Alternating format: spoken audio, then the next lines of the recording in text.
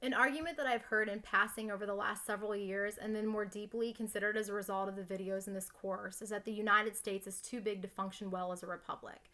The reason for this seems pretty obvious. If one member of the House of Representatives is responsible for over 758,000 constituents, it's completely impossible for that member to adequately or accurately represent his constituents. In his interpretation of Rousseau's Government of Poland, a lesser known work, Matthew Sitman argues that Rousseau recognized the impossibility of that task of governing a large nation with conflicting needs and desires, and the reason Sitman argues America was able to do so for so long was because in the country's early phase, the voting population was more homogenous, and the nation excluded diverse actors from the voting polls, and those groups did not have the power or freedom to demand inclusion in America. Therefore, the population was artificially small. And as the nation's diversity has increased over time, and with increasing political and regional polarization, he asks, how can the nation be effectively governed by a central government of thousands of miles away from many of its citizens? He doesn't provide an answer, he just poses the question. Thus, in the face of impossible demands, the members of the legislature of a large republic like the United States devolve into tyranny and corruption, and they're no longer answerable to the American public, instead answering to themselves and their parties rather than their constituency, leading to more division, poor decision-making, and tomfoolery from both sides of the aisle, about which we daily read.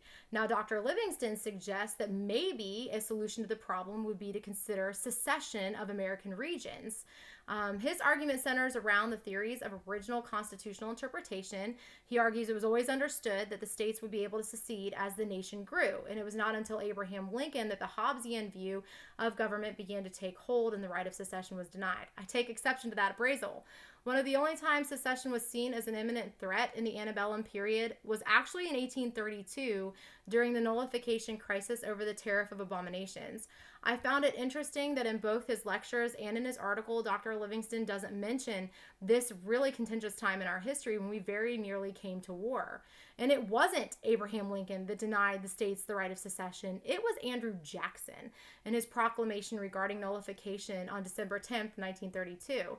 And then the subsequent force bill, which made secession illegal and gave the government the power of enforcement with the military.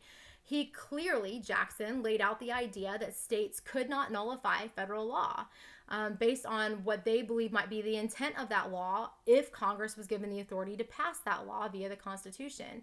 He also said that laws will always be inherently unfair to some sections of the country, but there were methods of redress for the people that did not include secession, and that if nullification and secession were cornerstones of the constitutional republic, then the republic would never succeed. He expressly denied a state's right of secession and claimed the right to use force to maintain South Carolina in the Union, and he was actually getting ready to do that himself, and enforce the laws of the United States. It is a fascinating read, but secession was a dirty word long before 1860 and was not universally considered an answer to the problem of a large republic.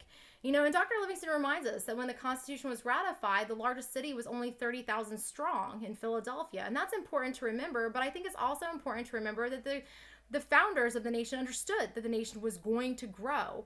And so they tried to build that into the structure of government. In fact, James Madison addresses that issue quite positively in Federalist Number 10. And Jefferson, who didn't like the Constitution, proposed a system to decentralize government power through a ward system, pretty close to what Althusius would have liked. The United States is not simply a centralized federal government, but it is composed of 50 Republican states with their own governors and legislatures, and even smaller governments, municipal, county, township, depending on your state. Ideally, the smaller the level of government, the more responsive that the government is going to be to the needs and desires of its people, but that's not always the case. And I don't necessarily see a smaller republic as the answer. I believe actually it relates more to the apathy of the American people to hold their leaders accountable, to be educated on the issues and on how their representatives believe and act than it is the size of a republic. If our nation's leaders seriously believe that they might lose their seats of power, then perhaps they would care more about what their constituents believe.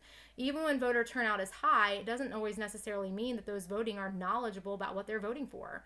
However, voting turnout, particularly for local elections, which arguably should have the highest turnout because it's the most responsive level of government to to the people are incredibly low. Lynchburg, with a population of roughly 79,000 people, and it has 7 members on its city council. And according to the News in Advance, in the last election in 2022, 42.5% of registered voters turned out. And that was a banner year because in 2018, only 12.2% turned out. So why should elected leaders care when so few of the population cares?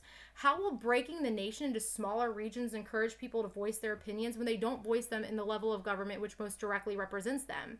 The Commonwealth of Virginia's population also is 8.642 million, about the size of Hume's upper limit for a republic, and it's incredibly diverse and divided, both politically and economically. So does this mean that Virginia should be subdivided? And if Virginia is that diverse, imagine including the other states in a subsequent region. Perhaps I take a more Hobbesian view of political society, or perhaps I think that the 50 states, which frequently challenge the federal government and the smaller governments, represent a more complex organization to address the issues of being a large nation. While I think the idea of various regions is an interesting theory, I don't think it provides a reasonable answer.